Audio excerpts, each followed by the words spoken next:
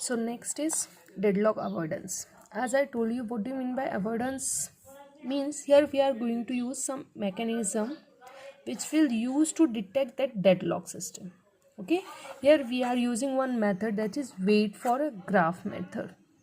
Okay, now how it is going to work? Suppose I have an two transaction ti and tj. Sorry. Now ti is waiting for x and tj is waiting for y. Now y is holding by tj transaction and x is holding by ti transaction. Now what happened here? So ti will be going to request to lock the item x. So ti will request to lock the item x, but this item is held by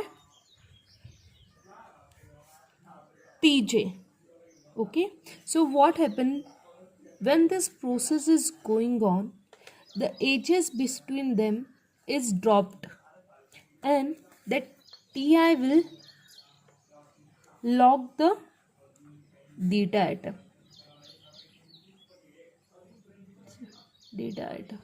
x. So it will going to lock the data item. Once t1 is locked the data item, tj will not going to be work on it. Okay, the tj will not going to work on it. So this is how wait for graph will work. It will going to drop, the edges will going to be drop between them and that t will lock the data item. Once the t will going to lock the data item, and tj will not allow to work on that data item, right?